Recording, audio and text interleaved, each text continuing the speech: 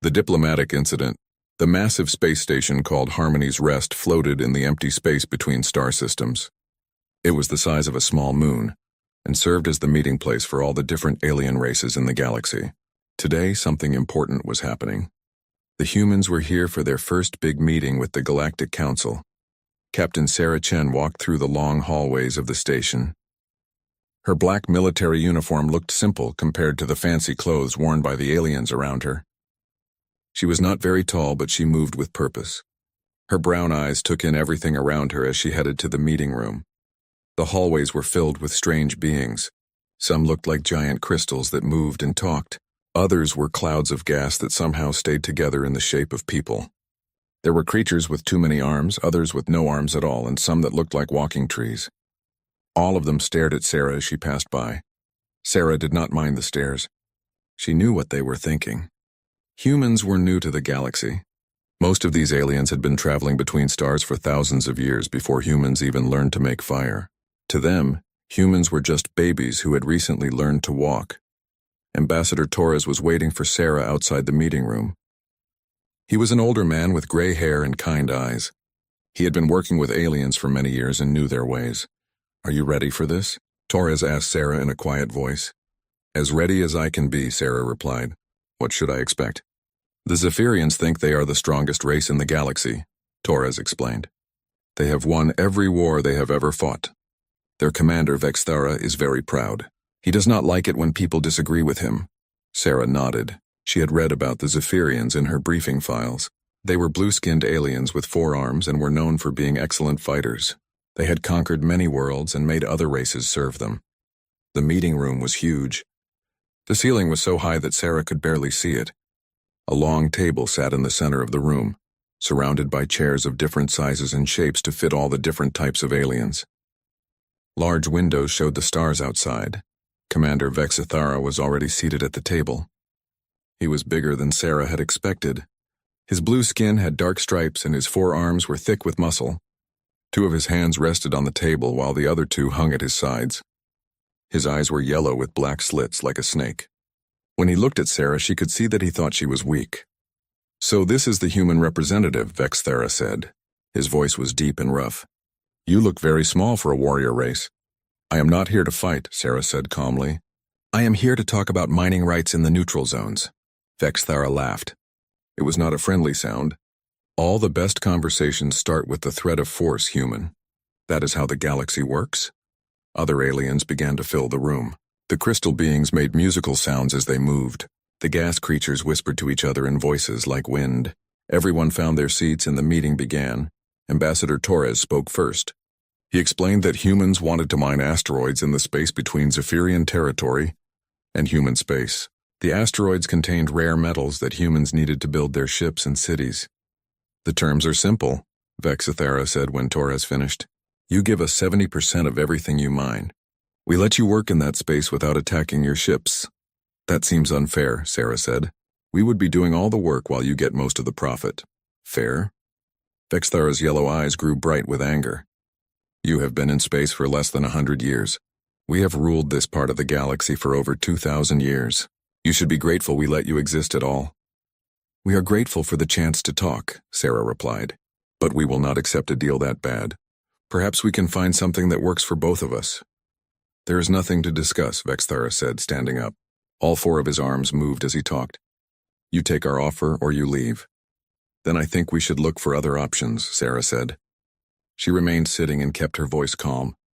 "Maybe other races would be more reasonable to work with." Vexthara's face turned darker blue with rage. "You dare suggest that the mighty Zephyrians are not reasonable? You think some other weak race would be better partners than us? I think any race that wants to work together instead of just taking what they want would be better partners," Sarah said. The room became very quiet. Even the gas creatures stopped whispering. Everyone could feel that something bad was about to happen. "You insult us," Vexthara said. His voice was now very quiet, which made it sound more dangerous. "You come here from your little world and think you can speak to us like equals. Your species is nothing. You are used to dealing with weak races that roll over when you push them." "Actually," Sarah said, still calm, "we are used to fighting for everything we get. Our world taught us that nothing comes easy. That was the wrong thing to say. Vexithara had been looking for a reason to put the humans in their place. His pride had been hurt in front of all the other alien races. He could not let a human, especially such a small one, speak to him like that. Before anyone could react, Vexithara moved. He was fast for such a big creature. One of his 4 hands came across the table and hit Sarah hard across the face. The sound echoed through the quiet room like a gunshot. The blow was strong enough to break the bones of most alien species. It was meant to send Sarah flying across the room and show everyone what happened when you disrespected a Zephyrian commander. But Sarah barely moved. Her head turned slightly to the right from the impact. A thin line of blood appeared at the corner of her mouth, but she did not fall. She did not cry out. She did not even seem surprised. Slowly, very slowly, Sarah turned her head back to look at Vexithara. When her brown eyes met his yellow ones, something had changed. The other aliens in the room felt it immediately. Some of them actually took steps backward without knowing why. Sarah wiped the blood from her mouth with the back of her hand. When she spoke, her voice was still calm, but now it carried something else, something that made the temperature in the room seem to drop. "Commander Vexithara," she said quietly, "on my world, when someone strikes another person like that, it means only one thing. It is a challenge to fight to the death." Vexithara laughed, but it sounded forced. "Your world must be full of fools, then. Do you really think you can fight me, little human?" Sarah stood up slowly. She was still much smaller than Vexithara, but somehow she seemed more dangerous now. "I think," she said, "that you have made a very big mistake." The other aliens watched in fascination and growing fear. None of them had ever seen what happened when you made a human angry.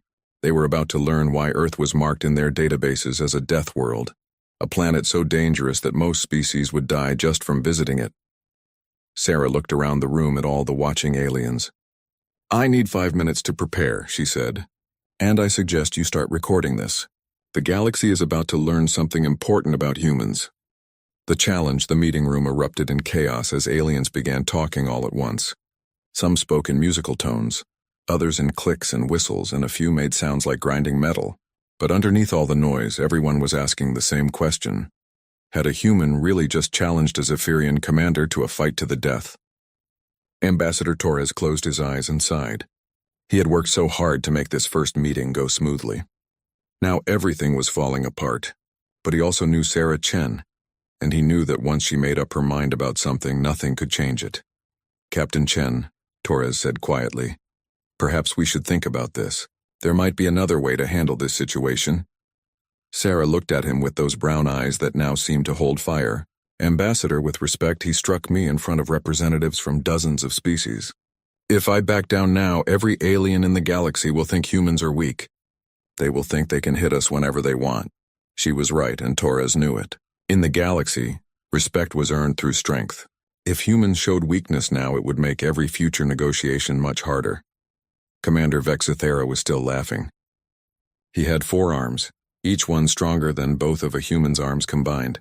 He was taller, heavier, and had been trained to fight since he was young. In his mind, this would be the easiest fight of his life. "I accept your foolish challenge, human," Vexithara said loudly so everyone could hear. "When I am done with you, your people will know their place in this galaxy." "Good," Sarah said simply. She turned to address the room full of aliens. "I need to send a message to my ship and prepare for combat. I request 5 minutes. A tall alien that looked like it was made of living crystal spoke up. Its voice sounded like wind chimes. "This request is reasonable. The combat area will be prepared." Sarah walked to a quiet corner of the room and activated her communicator. The device was small and looked simple, but it could send messages across thousands of light years in just seconds. "Captain Chen to Earth Command," she said quietly into the device. "Earth Command here," came the reply. "What is your status, Captain?" "I have been challenged to single combat by the Zephyrian commander. He struck me during negotiations. I am requesting permission to show these aliens why our world is classified as a forbidden zone." There was a long pause. Sarah could imagine the discussion happening back on Earth. The generals and politicians would be weighing the risks and benefits. Finally, the answer came. "Permission granted, Captain. Make it educational for them." Sarah smiled for the first time since being hit. "Understood, Command. Chen out." She turned back to the room and saw that the aliens were busy setting up a space for the fight. Chairs and tables were being moved to create a large circle in the center of the room. Some aliens were setting up recording devices while others were making what looked like bets on the outcome. Ambassador Torres approached her again. Sarah, I have to ask. Are you sure about this? Vexthara is not just any Zephyrian. He is one of their best warriors. He has killed dozens of opponents in combat. I know, Sarah said. I read his file, but he has never fought a human before. What makes you so confident? Torres asked. Sarah looked at him seriously. Do you know what the mortality rate was for humans before we developed modern medicine? Torres shook his head. 60% of children died before their 5th birthday, Sarah said. Not from war or starvation, but just from living on Earth. Our world tried to kill us every single day. Poisonous animals, deadly weather, diseases, predators that could smell us from miles away. Everything on Earth wanted to eat us, kill us, or use us as food for their babies. She paused and looked around the room at all the different aliens. These species come from worlds where the biggest danger might be a storm or an earthquake. They evolved to be intelligent because their worlds were safe enough for them to spend time thinking, instead of fighting, just to stay alive. And humans? Torres asked, though he thought he knew the answer. Humans evolved to be intelligent and dangerous, Sarah said. We had to be smart enough to make tools and work together, but also fast enough and strong enough to kill things that were trying to kill us. Every human alive today is descended from millions of years of survivors. Torres nodded slowly. He was beginning to understand why Earth was marked as a death world in the galactic databases. Across the room, Commander Vexithera was preparing for battle in the traditional Zephyrian way. He removed his outer clothing to show his muscled blue skin. Scars covered his arms and chest, proof of his many victories. He performed stretching exercises that showed off his flexibility and strength. 2 Zephyrian assistants brought him his weapons. Traditional combat blades that curved slightly and were sharp enough to cut through most types of armor. He would carry 1 blade in each of his 4 hands, giving him a huge advantage in speed and reach. The other aliens watched his preparation with obvious respect. The Zephyrians were known throughout the galaxy as master warriors. Many species had tried to resist them over the centuries, and all had failed. Meanwhile, Sarah Chen was doing something much simpler. She removed her military jacket and folded it neatly. Underneath, she wore a simple black shirt that showed her arms and shoulders. To the watching aliens, she looked terrifyingly ordinary, but Ambassador Torres, who had worked with humans for years, noticed things that the aliens missed. Sarah's muscles were not as big as Vexthara's, but they were dense and clearly defined. Her movements were smooth and controlled, like a cat getting ready to hunt. Most importantly, her breathing and heart rate were actually slowing down instead of speeding up. Why is she becoming calmer? Asked one of the crystal beings. Torres smiled grimly. Because humans are persistence hunters. We evolved to chase our prey for hours or even days until it was too tired to run anymore. When we get ready to fight, we don't get excited. We get focused. Sarah walked to the center of the combat circle. She had requested no weapons, which had confused many of the aliens. How could she fight a trained warrior with 4 blades using nothing but her bare hands? Are you ready to die, human? Vexithara asked as he entered the circle. His 4 blades caught the light and gleamed like silver fire. Are you? Sarah replied quietly. The room fell silent except for the quiet hum of the recording devices. Representatives from dozens of species watched as a small human woman faced off against one of the galaxy's most feared warriors. Commander Vexithara raised his 4 weapons and prepared to attack. He had fought many different species over the years, but they had all used similar tactics. They tried to match his speed and strength, or they tried to stay far away and wear him down. All of them had failed. Sarah Chen stood perfectly still in the center of the circle. Her hands hung loose at her sides. Her brown eyes never left Vexithara's face. She looked like she was waiting for something, but no one knew what. Begin, called the crystal being who was serving as the judge. Vexithara charged forward with a roar, all 4 blades spinning in a deadly pattern that had never failed to kill his opponents. The fight was about to begin. Preparation and revelation. While the combat area was being prepared, news of the challenge spread quickly through the space station. Aliens from dozens of different species began gathering outside the meeting room. Some came because they were curious about humans. Others came because they wanted to see Commander Vexithara fight. Most came because they had never seen a human in actual combat before.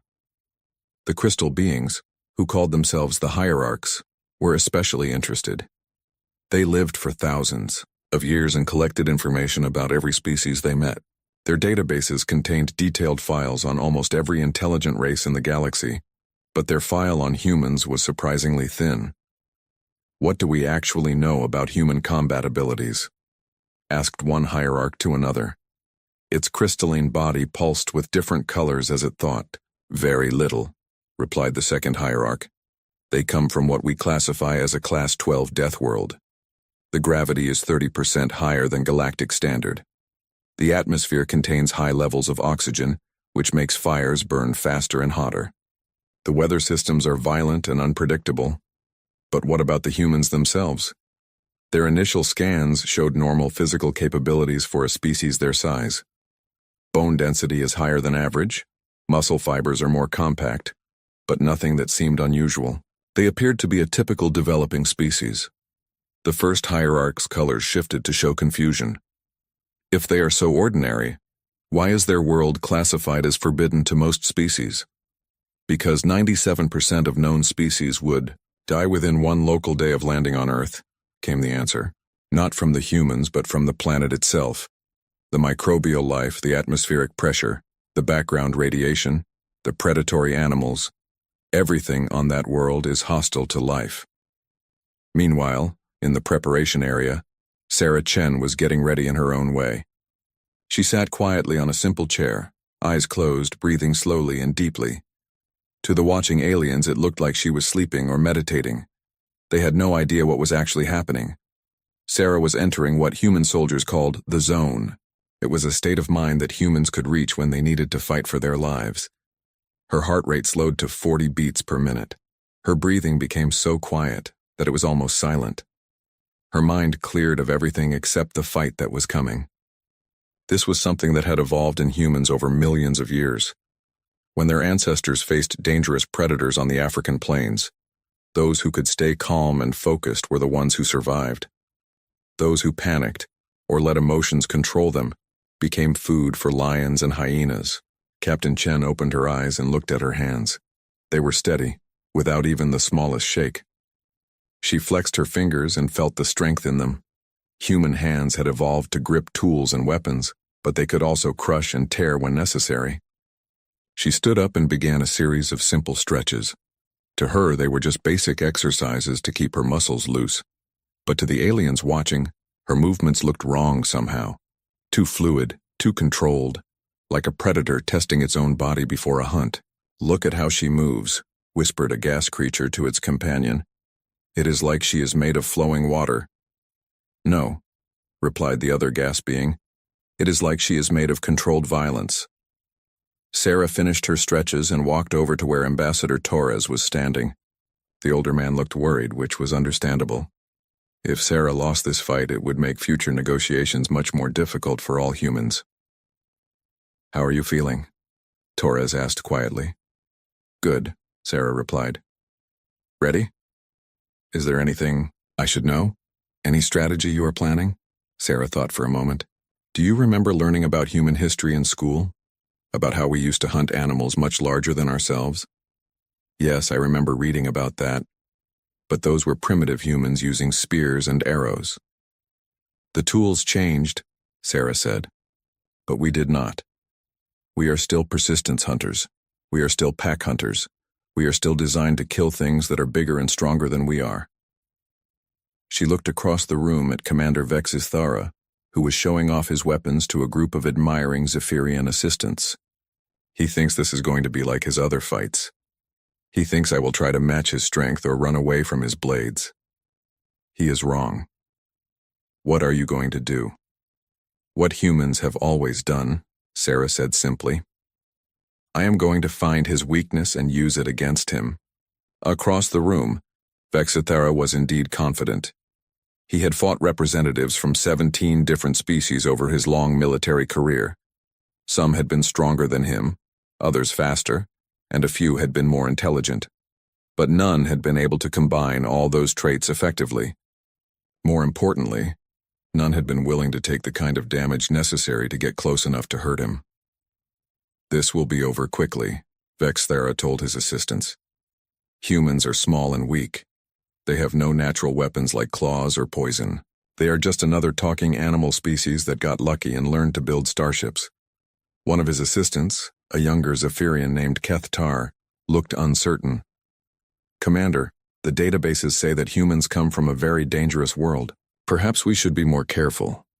Vexithara laughed and slapped Kethtar on the back with one of his 4 hands. Dangerous worlds create dangerous animals, not dangerous intelligent species. Intelligence comes from safety and comfort, not from constant fighting. These humans probably just lived in caves while the real predators ruled their world. Kethtar nodded, but he still looked worried. Something about the human female bothered him. She was too calm, too quiet. In his experience, prey animals that acted like that usually had hidden defenses. The combat circle was now ready. The watching aliens had arranged themselves in a large ring around the fighting area. Recording devices were set up at multiple angles to capture everything that was about to happen. Some species had even sent. The recordings lived to their homeworlds where billions of aliens would watch a human fight for the first time. Sarah walked to the center of the circle. She had removed her military jacket and boots but otherwise looked exactly like she had when she first entered the meeting room. No armor, no weapons, no special equipment. Just a human woman in simple black clothing.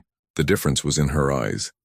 They had changed from the warm brown they had been during the negotiations to something harder and colder. Ambassador Torres had seen that look before, during his military service. It was the look of someone who had decided that violence was the only solution to their problem. Commander Vexithara entered the circle from the opposite side. His 4 blades caught the light as he moved, and his blue skin seemed to glow with inner fire. He was larger than Sarah had expected, and faster too. But she had fought large, fast opponents before. "Last chance to surrender, human," Vexthara called out. "I will make your death quick if you admit that your species is inferior to mine." Sarah did not reply. She simply stood in the center of the circle and waited. The crystal being who was serving as judge raised one of its limbs. "Combat will begin on my signal. There are no rules except that the fight ends when one combatant can no longer continue. Are both fighters ready?" Vexithara raised his 4 weapons and roared his readiness. The sound echoed through the room like thunder. Sarah simply nodded once, then let the combat begin. The galaxy was about to learn why humans were the apex predators of a death world. 5 seconds, Commander Vexithara exploded into motion, the instant the judge gave the signal. He had planned this attack carefully, using the same strategy that had won him victories against dozens of other species. All 4 of his arms moved in perfect coordination, creating a whirlwind of sharp metal that no opponent had ever survived. The attack was beautiful in its deadliness. The blades moved in crossing patterns that covered every possible escape route. High, low, left, right. There was nowhere for Sarah to go. Any normal opponent would have been cut into pieces before they could even react. But Sarah, Chen was not a normal opponent. First second, instead of backing away from the attack like every other fighter Vexithara had faced, Sarah stepped forward. She moved toward the spinning blades instead of away from them. It was the last thing the Zephyrian commander expected, and it saved her life. By stepping inside the reach of Vexithara's arms, Sarah made most of his weapons useless. The blades were designed for fighting at a distance, not for close combat. Suddenly, his 4-armed advantage became a problem instead of a benefit. Sarah's right hand shot out like a striking snake. Her fingers were held straight and stiff, turning her hand into a weapon. She struck a specific point on Vexithara's neck, right where several important nerves came together. Humans had learned about pressure points thousands of years ago when they studied their own bodies to become better fighters. They discovered that a precise strike to certain spots could cause instant numbness, pain, or even paralysis. Vexithara felt his upper left arm go completely numb. The blade fell from his suddenly useless fingers and clattered on the floor. For the first time in his long fighting career, he felt a touch of fear. Second, the Zephyrian commander tried to adjust his attack, but Sarah was already moving again. While he was still confused by the loss of his arm, she drove her elbow upward into his chest. The impact was devastating. Sarah's elbow was powered by muscles that had evolved to throw spears at charging elephants and swing clubs at attacking predators. The force of the blow lifted Vexthara completely off his feet, even though he weighed twice as much as she did. The air rushed out of his lungs in a painful whoosh. His grip on two more of his weapons loosened as his body tried to deal with the shock. He had been hit before in his many fights, but never like this. The human strike felt like being kicked by a charging beast. The watching aliens gasped in amazement. They had expected the human to die quickly. Instead, she was attacking one of the galaxy's most feared warriors and actually winning. Third second, as Vexthara stumbled backward, trying to catch his breath and regain his balance, Sarah's leg swept behind his knees. It was a simple move, but perfectly timed. The Zephyrian commander, already off balance from the elbow strike, crashed to the floor of the combat circle. Before he could even think about getting up, Sarah's hand closed around his throat. Her grip was exactly precise, tight enough to cut off the flow of blood to his brain, but not tight enough to crush his windpipe completely. She wanted him unconscious, not dead. Not yet. The aliens watching from around the circle could not believe what they were seeing. In just 3 seconds, a small human had taken down a warrior who had never lost a fight. Some of them began to understand why Earth was classified as a death world. Fourth second, desperation gave Vexthara new strength. His remaining functional arms flailed wildly, trying to break free from the human's grip or land a blow that would force her to let go. His right hand still held a blade, and he swung it toward Sarah's head with all his remaining power. Sarah's free hand moved faster than most of the aliens could follow. She caught Vexthara's wrist just as the blade reached her face. For a moment they were locked in a test of pure strength, his four-armed power against her two-armed determination. Then Sarah twisted. The sound of breaking bone echoed through the silent room like a gunshot. Vexthara's wrist snapped with mechanical precision, the result of leverage and technique rather than raw strength. His last weapon fell from his now useless hand. The watching aliens began to realize that they were not just seeing a fight. They were seeing a demonstration of why humans had survived on a world that would kill most other species. Fifth second. Commander. Vexthara looked up into Sarah's brown eyes and saw his own death reflected there. The proud Zephyrian warrior, who had conquered worlds and defeated the champions of 17 different species, finally understood what he was facing. This was not just another alien species that had learned to build spaceships. This was a predator from a world where everything was a predator, a creature that had evolved not just to survive, but to hunt and kill things larger and stronger than itself. Now you know, Sarah said quietly, her voice barely above a whisper, why humans never lose wars once we decide to fight them. Vexthara tried to speak, to beg for mercy or call for help, but Sarah's grip on his throat made speech impossible. His yellow eyes grew wide with terror as he realized that his pride and arrogance had led him to challenge something far more dangerous than he had ever imagined. Sarah increased the pressure of her grip with surgical precision. She had studied Zephyrian anatomy during her preparation. Just as any good soldier studies her enemy, she knew exactly how much pressure was needed to cut off blood flow to his brain completely. Vexthara's eyes rolled back in his head as consciousness fled from him. His body went limp in Sarah's grasp. But she was not finished yet. With the same calm efficiency she had shown throughout the fight, Sarah shifted her grip. Her hands moved to either side of Vexthara's head, positioning herself for the final strike. The watching aliens held their breath, somehow knowing that they were about to witness something that would change their understanding of humans forever. For the record, Sarah said, loud enough for everyone to hear. He could have stopped this at any time by apologizing. Pride is a dangerous thing. Then her hands twisted sharply to the right. The crack of Vexthara's neck breaking was loud in the silent room. His head turned at an angle that was clearly wrong, and his body stopped moving completely. Commander Vexthara, terror of the Zephyrian Empire and conqueror of worlds, was dead. Sarah stood up slowly, not even breathing hard from the fight. She looked around the circle at all the watching aliens, making eye contact with as many as possible. When she spoke, her voice was calm and clear. Let this be a lesson to anyone who thinks humans are weak, she said. We come from a world that tried to kill us every day for millions of years. We are still here. Everything that tried to stop us is extinct. The silence in the room was total. Not one of the dozens of alien witnesses made a sound. They were all trying to process what they had just seen. In 5 seconds, everything they thought they knew about humans had been proven wrong. The galaxy was about to change forever. The message the observation deck remained completely silent for a full minute after Commander Vexthera's body stopped moving. Dozens of aliens from across the galaxy stared at the scene before them, trying to understand what they had just witnessed. Many of them had seen death before, but never like this. Never so quick, so precise, so completely one-sided. Captain Sarah Chen stood calmly beside the body of the Zephyrian commander. She was not breathing hard. She was not shaking from adrenaline. She looked exactly like someone who had just finished a routine training exercise, not like someone who had just killed one of the galaxy's most feared warriors in single combat. The first sound to break the silence was the quiet drip of blood hitting the floor. A few drops had splattered on Sarah's hands during the fight, and now they were falling onto the deck of the space station. The blue color looked strange against the gray metal. Sarah walked calmly to the nearest cleaning station, a device designed to help different species maintain their hygiene. She placed her hands under the cleansing beam and watched as the blue blood washed away.